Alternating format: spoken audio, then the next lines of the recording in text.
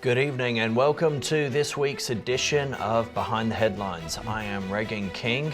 I'm joined by my friend and co-host Tim Vince for a discussion of a historic tribunal which has found a vicar, Stephen Sizer, guilty of anti-Semitic activity. Now, Tim, this is highly significant because it's the first time that we've seen a Church of England public tribunal that's come to this conclusion. There have been allegations against Stephen Sizer for well over a decade now. Jewish believers in Jesus, just Orthodox Jews, Reformed Jews, across the whole panorama of Judaism, there have been complaints about Dr. Sizer's behavior for a significant length of time, and only now, here in December of 2022, are we seeing action has been taken. What are your initial thoughts on this case? Yeah, it is well over a decade. It goes back many decades, sadly. My first reaction is it's grieving. One, that the church did nothing for, I would say, probably 3 decades. It's been a popular movement. So Sizer is not alone. It's grieving because it's, as it were, from our community. I mean, he believes the scriptures. He comes from the kind of Oak Hill Bible College camp, which has spawned many great evangelical preachers. So it's even more painful. But when you read the evidence of what he's done, what he's said, and how he has been sheltered by evangelical church leaders, you can say, well, you know, Paul said we should provoke the Jewish people to jealousy. They're not doing a very good job of it.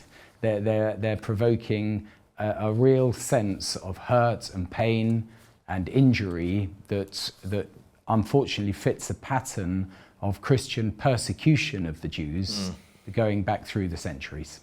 I'm currently reading Michael Brown's very helpful book, There's Blood on Our Hands, and it's tragically, it chronicles this history of which you speak, going back to the days of the early church.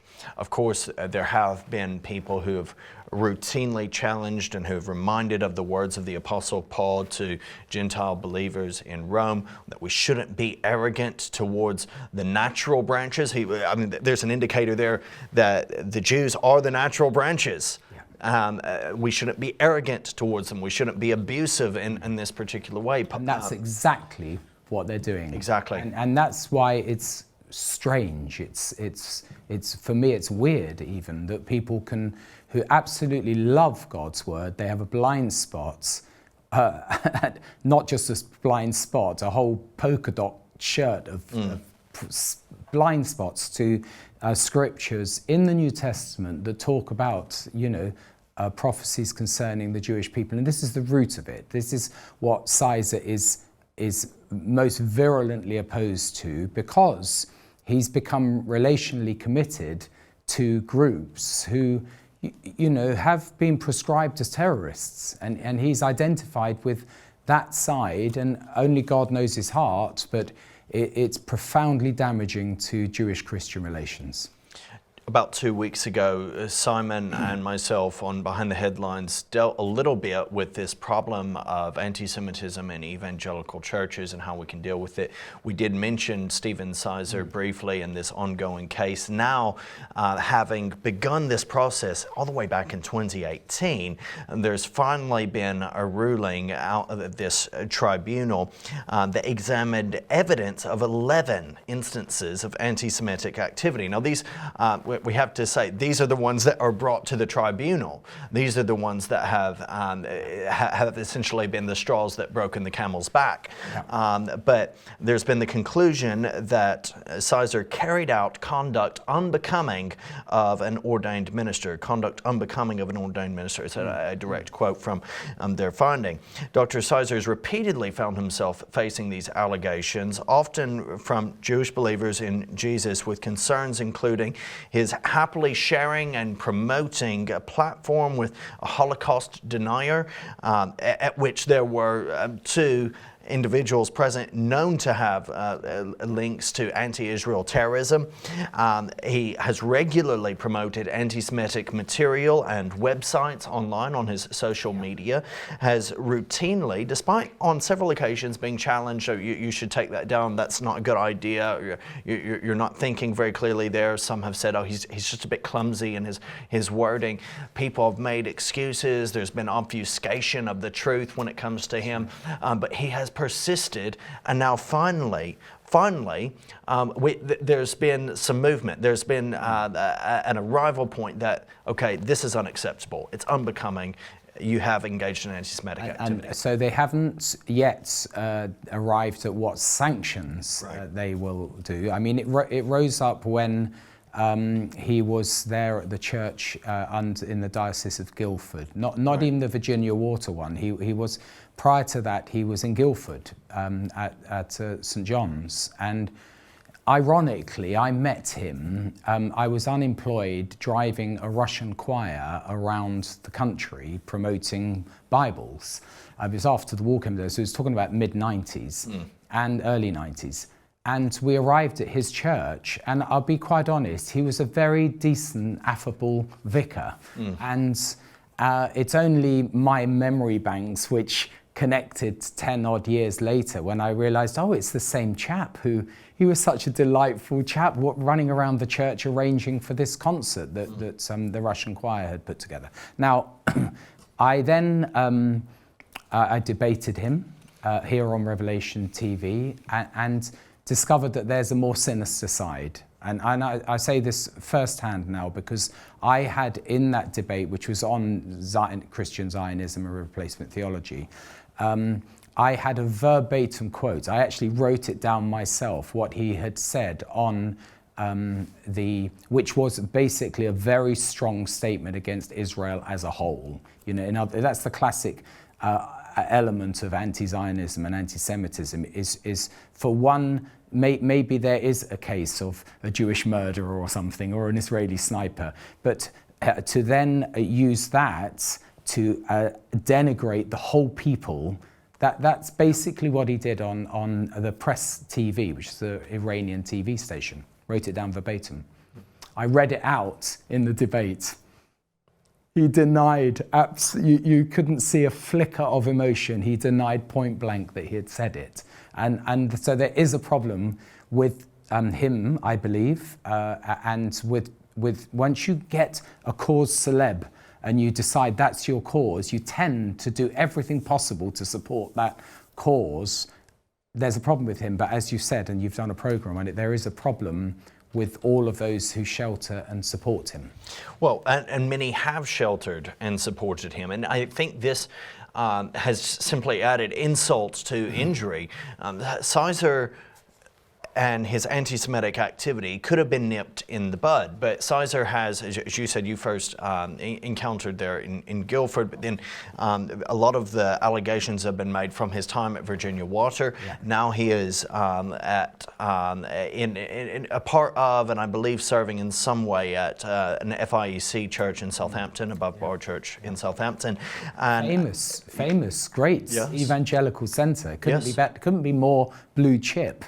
As is St Helens Bishopsgate. Which he has been very allied to, as well as the Southeast Gospel Partnerships. Look, Tim, these are in many ways our circles. Yeah. Years ago, when I was considering Bible colleges, I had a visit to Oak Hill, as many in London considering ministry and a call to gospel service would do.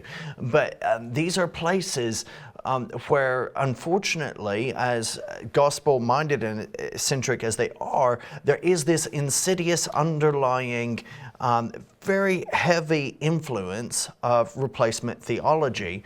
By the way, replacement theology is a theological viewpoint, but it's when it gets weaponized into pro-Palestinian theology and liberation theology, which I think many at St Helens and Oak Hill couldn't imagine what Sizer has been promulgating, but I'm afraid that he's affable, winsome, and you and I, had we not known his name and what he's published over the years, if we met him at a conference, let's say, and chatted with him, we'd probably find so many points of agreement. Yeah, absolutely. Now, we have this from two Jewish believers in Jesus who for over a decade have raised concerns and for over a decade have challenged various individuals publicly and privately to deal with the Stephen Sizer matter, James Mendelson and Nick Howard. Among evangelicals, they say, who in their statement after this tribunal, who failed to act against Dr. Sizer, Reverend William Taylor of St. Helens Bishopsgate stands out. In 2015, Dr. Sizer was publicly rebuked by his bishop for promoting material described by the bishop as, quote, clearly anti-Semitic, end quote, and, quote, openly racist, end quote. Reverend Taylor was urged to take action in response, as at that time he led a committee that could have excluded Dr. Sizer's church from the Southeast Gospel Partnership. But Taylor instead chose to tolerate racism, sticking to the position he expressed first in 2012. I personally see no justifiable grounds for breaking gospel partnership with Stephen. We believe tolerating racism is inexcusable. Imagine that Reverend Taylor had tolerated sexual sin by a leader, later disciplined by the C of E for that sin.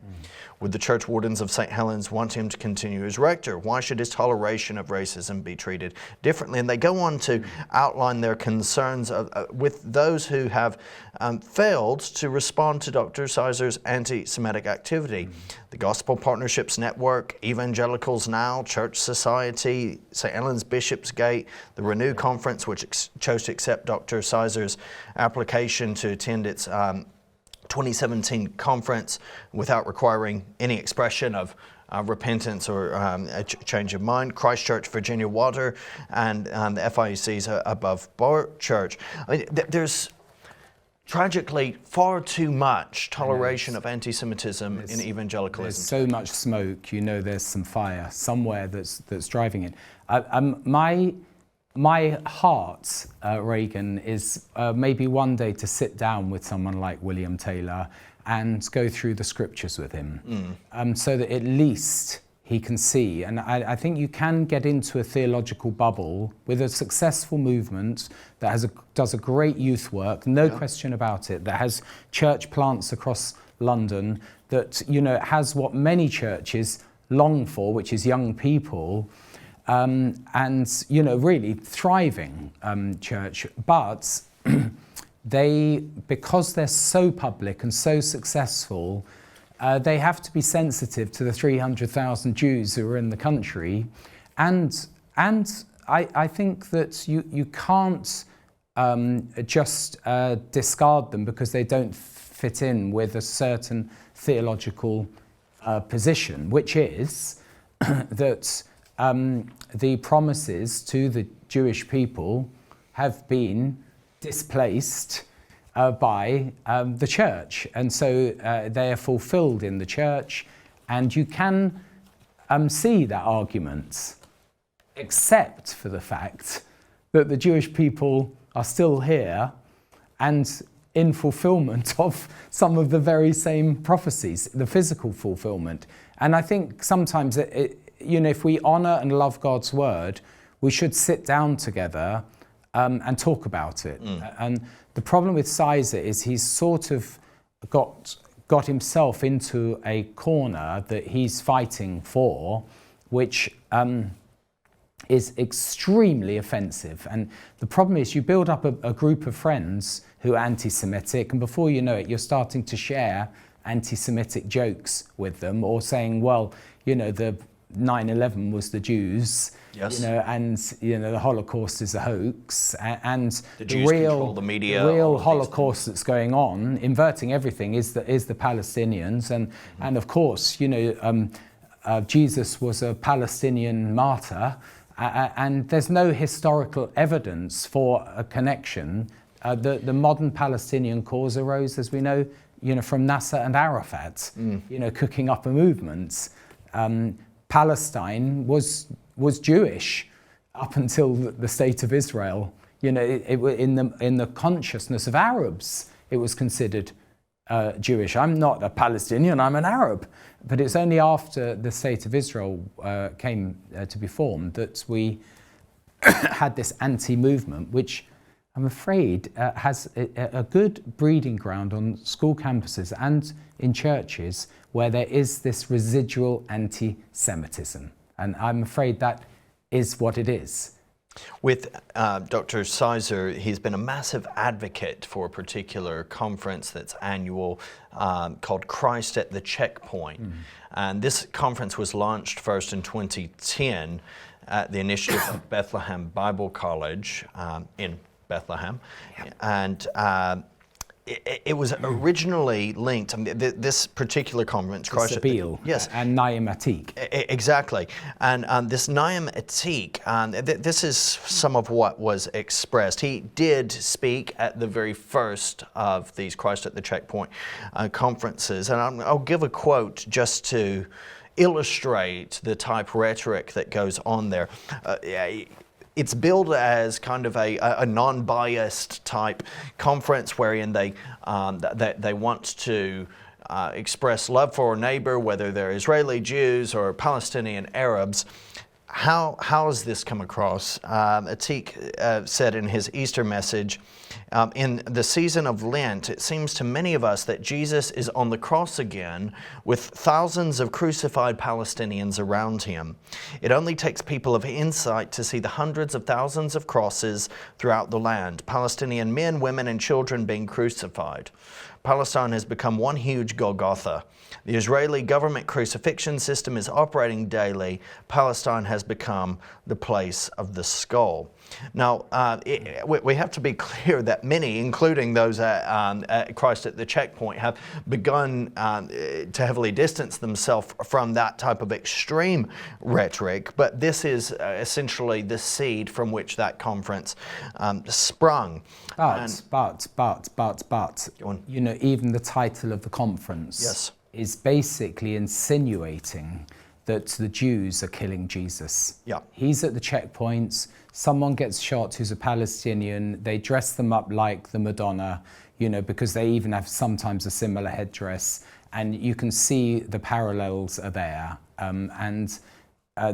That is why it's so, it has traction, it's so dangerous, and of course it's mixed in with, you know, the Islamic world's hatred and desire for the Jewish entity to be eliminated, the Zionist entity as they call it. The thrust is always one-sided. It's totally polarized. Yeah. And it, generally, it's built on this historically, this deeply flawed historical interpretation of the Israel-Palestine conflict and bad theology. And you know, years ago, I published this newspaper on Israel and the church, and there probably a predecessor to that conference was something called Cross the Divide.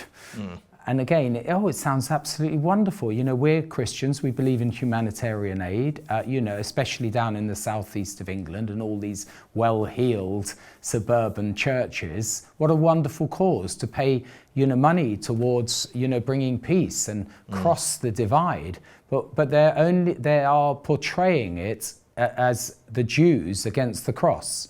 And we're coming from it's so polarized, you see. We, let's say, you know, those with a humanitarian concern to the Palestinians, we have right on our side because, look, the Palestinians are impoverished. And there's only one narrative, which is it's the Jews that have caused that impoverishment. And so we are crossing the divide and we're bringing the cross of Jesus. Well, it doesn't work like that when you look at the history of the Crusades and the Inquisition and all the things that were done, the pogroms, all the things done in the name of the cross. Well, Stephen Sizer has been heavily involved in this particular conference, and among those charges that were brought against him, among those charges that he was found guilty of, was this routine posting of anti-Semitic content online. he posted something linking Israel with 9/11, which this is something I've heard for years, and it just defies all of the evidence. Yeah. It boggles the mind that this is still being pushed out there when we have had a couple of decades now of radical Islamic extremism. So did that not really happen, or all of those extreme radical Islamic attacks, acts of terror, are those all Israel influenced? Are those false flags orchestrated by Mossad to turn us all against us? It's bizarre. Exactly. It is like the protocols of the Elders of Zion.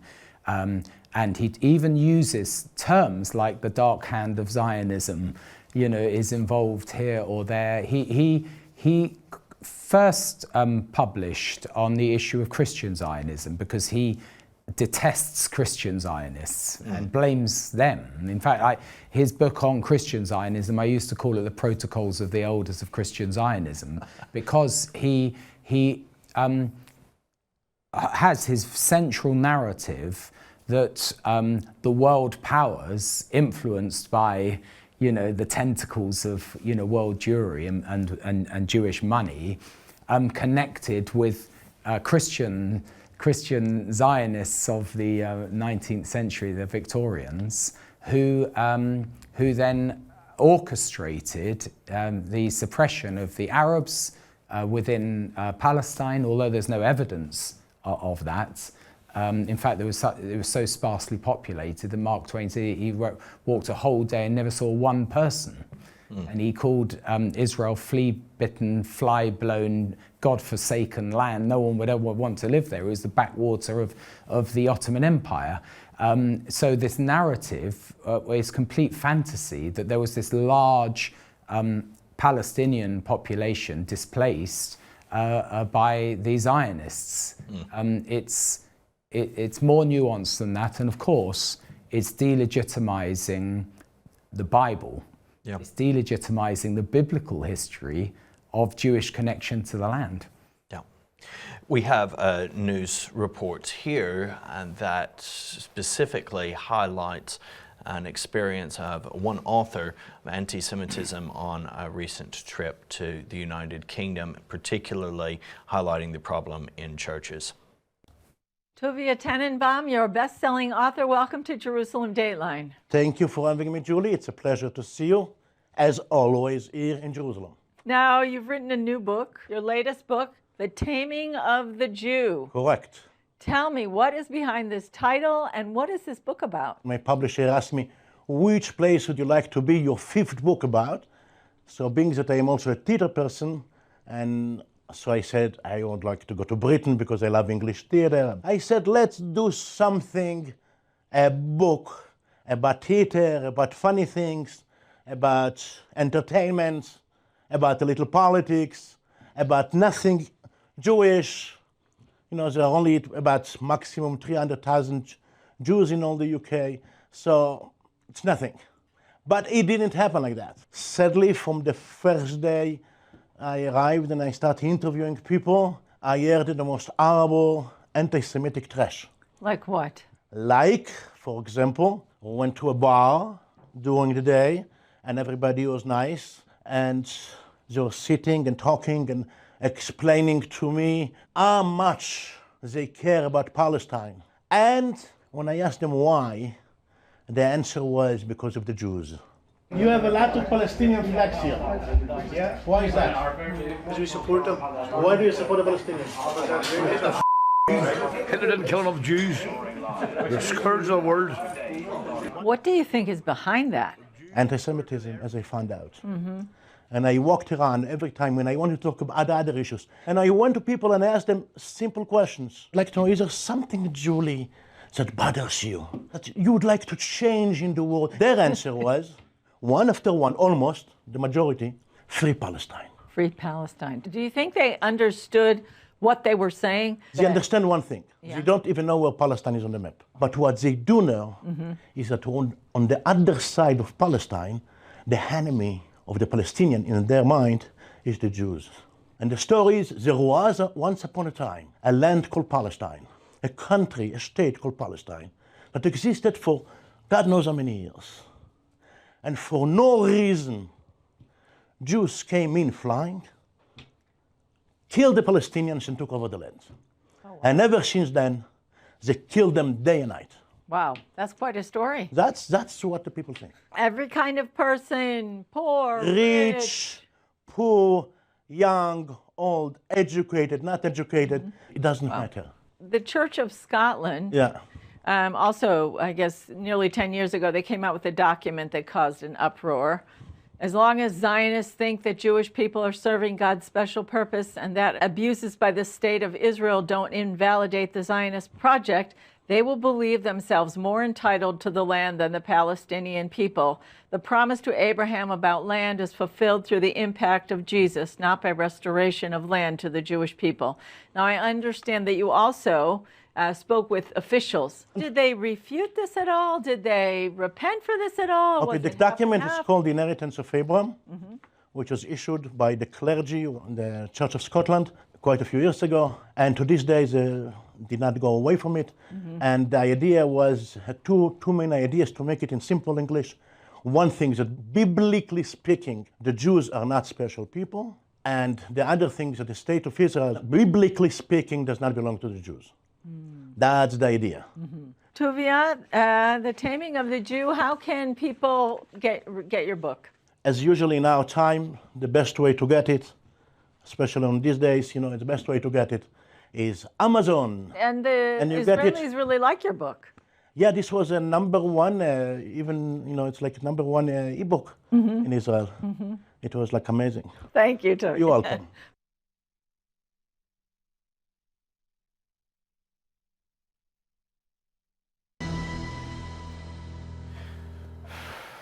Well, some troubling comments there, and the footage from that pub, I think it is something that you can see the impact. The surrounding culture is very anti-Jewish.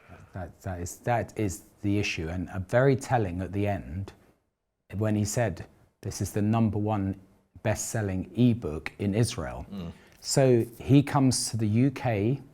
He goes to actually just write about entertainment and fun things, and then gets into conversation and writes this book, which effectively is now how a large number of people in Israel are viewing the UK, and probably accurately.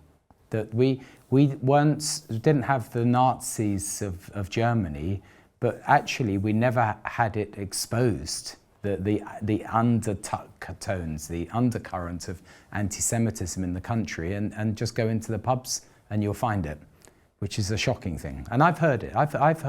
I've heard things said, and it's very polite, Christmas dinners where education comes up, and someone said, not many years ago, in conversation, there were teachers. We've got to shut down those Jewish schools. And I said, I'm sorry, I didn't hear that correctly. That's what you said, yeah. Do you realize that Jewish education goes back 3,000 years and our civilization is founded on it? And you're saying just shut it down because of some secular humanist experiments? Oh, the hatred that came out. Of course. And my kids were trying to pull me away because I was absolutely like a dog on the leash. You went purple. Yeah, I just felt I feel that you do not have a right to stay silent when you hear falsehoods, evils being spoken. I fully agree. Tim, what can we do? Like, this has been a problem for almost 2,000 years. If you look at the early churches, we were saying, even some of those most lauded, like John Chrysostom, he was said to speak very well and to be a Superman, compassionate guy. Wrote some of the rankest stuff I've read about the Jews and against the Jews. And then you fast forward and you see bits and pieces here and there throughout church history. But you get to the medieval ages, and you have someone like Martin Luther in his later years saying we should burn the synagogues, we should, basically abuse Jews where we find them when they won't believe? What can we do? Okay, so all we can do is what the Lord calls us to do. For me personally, and we can all speak from our own experience, I first experienced it at the Greenbelt, fringe, where my brother was selling guitars, Yuval guitars made in a kibbutz in the north of Israel, and I heard the nastiness. They weren't interested in the guitars. Because they were made in Israel. They were mocking, and they were talking about Jews with hooked noses, and they can imagine them, And my brother was so upset, and he's not an aggressive type, but I feel then I thought, right, what can I do? I in the 1990s sold products from Israel in a mail order catalogue. At Christian conferences, not successful. Across all the gift shops, 500 odd gift shops in the UK, very successful, because it wasn't political, it was what's the product. And then personally, the trip that we did with Revelation TV in 2004, it was a very important positive statement of Christians who want to be a positive testimony after all of the nastiness of the centuries. And I remember the Orthodox mayor, Yuri Lopulyansky, was there at our main event on the Southern Steps. And we had over 700 there in the audience. And it was filmed. I said, we have a duty to counterbalance all of this negative with the positive. Churchill said, let them do their worst. We must do our best. I published a newspaper. I was invited by in fact, it was the chief rabbi who asked me to do the trips to Israel, Jonathan Sachs. I met him at a committee called the Parliamentary Committee Against Anti-Semitism, and all the leaders of the Jewish organizations were there, and I was invited to be there. And I feel that we can be a positive testimony without compromising our own faith. I come with all of my evangelical clothing, and I say to the Jewish people that we're not those that want you destroyed. We don't want to destroy your communities. And I'll just give you one example of one more negative before we go into the positive. And that was in this committee, which was in Manchester Square, in a basement in Manchester Square, they would present every month instances of anti-Semitism, whether it's on the campuses or in churches. And they showed a new poster campaign, which had about 6 Jews standing in a line, 5 of whom looked miserable, ugly caricatures of hooked nose, sort of the worst that you would see in Nazi propaganda. And then number 6 was a bright-eyed, Western-looking Jew with a T-shirt, Jews for Jesus. And I just shrunk in my chair, and I thought, that is how it is perceived by the Jewish community, as an attack on their community and as anti-Semitism. In fact, they called it Jewish anti-Semitism, from Jews towards Jews. So we have to be more informed. St Helens Bishopsgate needs to be better informed. I know that Nicky Gumbel took on board, because he's got a Jewish background, and he suddenly realized, that the fraternity there is with our elder brother. The church as a whole has moved quite a long way, but there are these outposts where it needs to be addressed. And one other point was, we did the Albert Hall events 100 years after the Balfour Declaration. It's fantastic. We had over 3,000 there. It was an immense event. That honestly is what we have to do. Whatever we can, and when the opportunity arises, do it. And thankfully, many Christians, when we've had large rallies in Trafalgar Square, there's been a large contingent of Christians who say, we don't hate you. When we talk about peace and justice, we're not talking about your destruction. Well, are there other big events that are in the pipeline? No, these kind of, 100-year anniversary and of something that was so critical, celebrating, by the way, a cabinet that was largely filled, the war cabinet of Lloyd George was largely filled with Bible-believing Christians. It was a unique window of opportunity where Lloyd George was friendly with Chaim Weizmann, and they came out with the Balfour Declaration, which Chaim Weizmann wasn't that happy with. He felt there were loopholes which have proved, his concerns have been proved actually, that those loopholes have allowed a sort of political movement to grow. But as Christians, you have an opportunity, I think every day, and at church, to say to your vicar, you know, oh, can we do something for Holocaust Memorial Day? Mm-hmm. You know, something that you can do to show that Christians today are not connected to the hatred of the past. That's very important. I have visited on a few occasions with my wife, and even before we were married, I would regularly go to our local menorah lighting at Hanukkah and would engage with the Jewish community in our area. And we've tried to attend various events where they are, and they, you know, as Christians, not seeking to, you know, bring people away or over, but to say, look, we believe and recognize that our Messiah, he celebrated these same festivals. It was actually Hanukkah coming up that Jesus declared, I am the light of the world. Yeah. And so, you know, there's so many just to acknowledge that Jesus was a Jew. Mm. And all the Jewish people know that.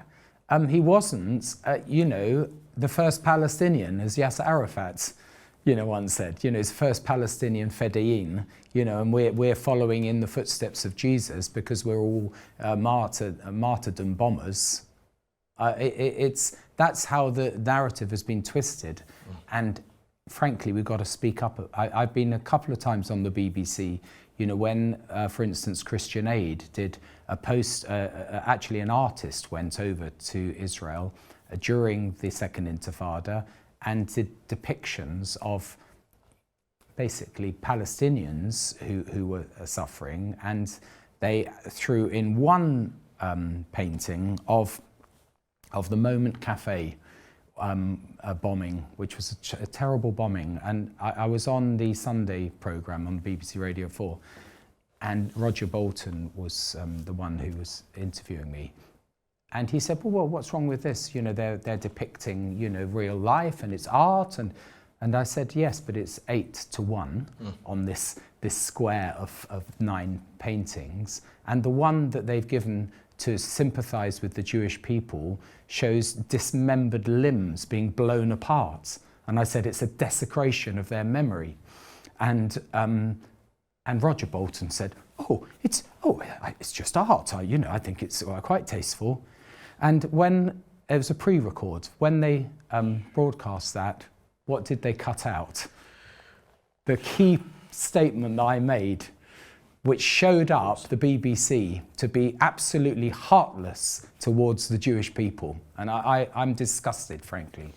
One of the things that we have to acknowledge, Tim, is the impact that bad theology, that horrifying statements by Christian leaders have had on the rest of society's view of the Jews. This has been the case throughout history. We see that in the early church, where you had people like Chrysostom making these statements, that began to taint and color the rest of society's attitude toward the Jews. And so and that all eventually led to this Christian, okay, but basically there was this idea you can't be we don't want you to be Jews unless you believe in Jesus. If you believe in Jesus, okay, we'll accept you, and that's okay. Early church, you kind of had some of that, but there was still this pressure on Jews to basically de-Judaize. They weren't supposed to be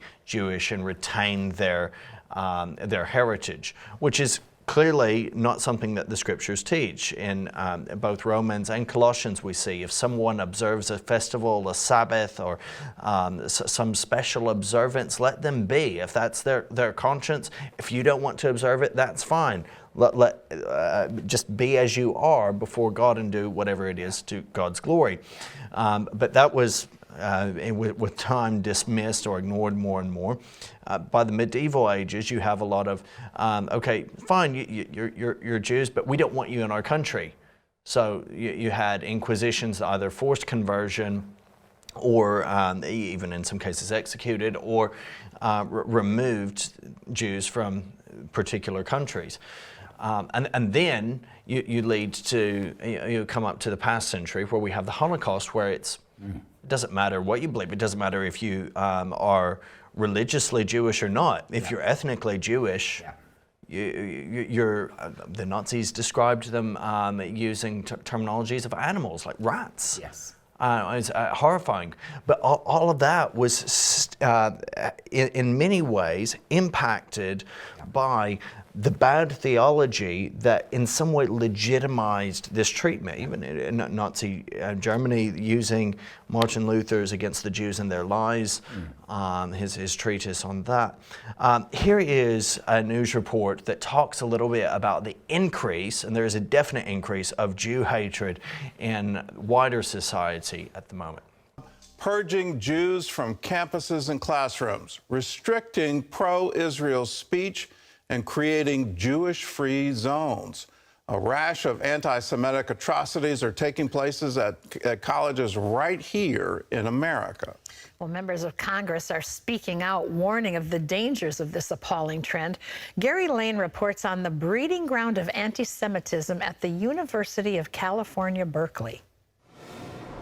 Anti-Semitism is on the rise here in the United States, with hate crimes against Jews setting an all-time high last year. Most took the form of violent attacks and vandalism against synagogues and Jewish temples. This week on Capitol Hill, congressmen expressed concerns about a new wave of anti-Semitism infecting young American adults. The substitution of the word Zionist for Jew has become the modus operandi of a new insidious strain of anti-Semitism that has taken hold in college campuses and on social media platforms. During public demonstrations like this one, pro-Palestinian protesters call for Jews to be purged from college campuses and classrooms. And critics say that's exactly what has happened at the University of California, Berkeley, where some students have attempted to restrict pro-Israel speech. Berkeley Law School Dean Erwin Chemerinsky says a rash of media reports about Jewish-free zones are not true.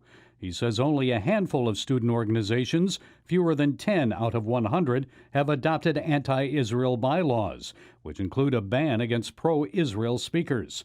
Berkeley Law School graduate Kenneth Marcus is founder and chairman of the Louis Brandeis Center for Human Rights. He calls Chemerinsky's response outrageous. What if there had been any other context in which any other group was shut out of opportunities? Would a law school dean in the 21st century say, not to worry, it's okay to have 9 segregated areas, just so long as we have many other areas that aren't segregated? Appearing on the CBN News program The Global Lane, Marcus described the speech ban as utterly absurd, ridiculous, and inconsistent with American law. So is this speech ban anti-Semitic, anti-Jewish, or just anti-Israel? Well, it's all of those. Pick your poison. To begin with, it is a method of silencing one side of a political debate. It is a way of saying we should not permit anyone to participate in a discussion on campus if they are pro-Israel. American Jewish leaders fear what has started in California may easily spread to other parts of the country. Marcus says Jewish students are already being marginalized and excluded on other college campuses because of the Zionist aspect of their Jewish identity. Students at Rutgers University recently saw their fraternity house egged on the first day of Rosh Hashanah, the Jewish New Year. We're seeing a general effort to marginalize and exclude the Jewish community, to create the notion that Jews and the Jewish community and establishment are simply not a normal part of life on college and university campuses. What's happening at Berkeley Law now is in some respects unique, but in some respects it is simply the latest in what is clearly a nationwide trend, and an ugly one. And concerned leaders like Marcus and Congressman Torres believe only by standing up and speaking out can Americans reverse the growing tide of American anti-Semitism. Gary Lane, CBN News. Well, this is a symptom of a much larger worldwide problem where the BDS movement, the boycott, divestment, sanction movement, which is funded by the Palestinians, it's been incredibly influential. I agree with Senator Ben Sasse, who says there is no functional equivalent at the UN between the Palestinians and the Israelis. The Israelis have a legitimate state recognized by the UN. The Palestinians have consistently rejected the UN mandate and have consistently rejected the call from the UN for them to form a separate state. They have always been against Israel. They've always tried to wipe Israel off the map. For this to be entertained on our college campuses, that you can't talk about Zionism, you can't talk about a Jewish homeland, you can't talk about the Jews having a right of self-determination, which has been part of international law since the League of Nations and the San Remo Conference of 1920. You look at the history and you go, well, how in the world can you ally with the Palestinian cause? It makes no sense. Here's the only way it makes sense, and it's a spiritual way. The rabbis say in every single generation, there rises a Haman who tries to wipe the Jews out. To see that happening in America, where we treasure freedom of religion, we treasure freedom of conscience, we treasure free speech and free assembly, where George Washington famously wrote a letter to a synagogue in Rhode Island, in America, you will be safe. These things are part of our history. Here at CBN, we stand with Israel. That's fundamental for us. And it's not just because it's the right thing to do. My fear is that I've already studied the history. If you allow the Jews to be persecuted, if you allow the Jews to be rounded up into concentration camp, guess who's coming next? And in Nazi Germany, they came next for the Christians. A lot of people don't know this history. In 1942 and beyond, you could not preach the Bible in a church. You could only preach from Mein Kampf. That's how complete the control was. It's astounding that we don't know this history, but it's also astounding here in America, this kind of persecution is going on. We as Christians need to stand against it. It's the right thing. It is indeed the right thing. It is essential that Christians raise our voices in support for those natural branches who remain the natural branches, even though there's been that hardening that the scriptures speak of. Consider therefore the kindness and sternness of God. But take out the case study, the example of the Jewish people, or only attribute God's sternness to them and his kindness to us. It's an imbalance of Romans 11, let alone the rest of the scriptures. I did meet Dick Lucas many years ago. I used to attend his Thursday lunchtime, I think it was, at St. Helens Bishopsgate, where he was preaching on Romans. And it was brilliant until he got to chapters 9, 10, and 11. He skirted over what is the substance of those three chapters. And I went up to him afterwards and said, I was in my 20s, so I was a bit cheeky even to ask him the question, but I wasn't that cheeky. And I said, do you think that, Romans 9, 10, and 11 have any connection to the physical Jewish people and the land of Israel? Or do you think it's a bit of a red herring? He said, I think it is a bit of a red herring. And then he quickly averted his eyes, because it is actually the question that is begging to anyone who studies Romans, and let alone all the prophecies concerned, and all the prophecies that Jesus himself mentioned concerning the physical people, the physical place. And that's where we have to, whatever our view is at the moment as we approach this program, I think it's very critical that we look at what the scriptures say. It's not about what the media has said or what this person has said. It's not even about personal experience. It's about what God has said. In the scriptures throughout, we see that there are things that the nations do, including Israel, that displease God. But so often we look at ourselves on Israel and its political infrastructure, its political issues, and what it goes through, and a way that we do not look at ourselves. We ascribe judgments on Israel, the only healthy functioning democracy in the Middle East, which I add is it's gone out of its way time and time again to extend a hand for peace, is currently achieving that in many ways through the Abraham Accords, where we're seeing unprecedented levels of cooperation and relationship between the Arabs of the Middle East and Israel. We look at Israel so often without any view to all of that, to the blessing that it has been to the nations. I mean, there's so much research, so much technology that has benefited mankind that we use on a daily basis without actually realizing that it comes. It is uncanny. Israel. It's uncanny that there was a promise of blessing to Abraham. It's uncanny that such a large proportion of the world's Nobel Prize winners in every field are Jewish, in music Jewish, in academia Jewish, judges, the judiciary Jewish. They are a remarkably blessed and gifted people. Why not just acknowledge that there's a fulfillment there? Now, even the state of Israel, it is remarkably successful. It has some serious, I would say, some serious moral challenges that every Western democracy has. But as you say, technologically, in agriculture, in economics, in high tech, they are at the forefronts, and I don't believe it's any accident, actually. No. I think that there's something to take note of there.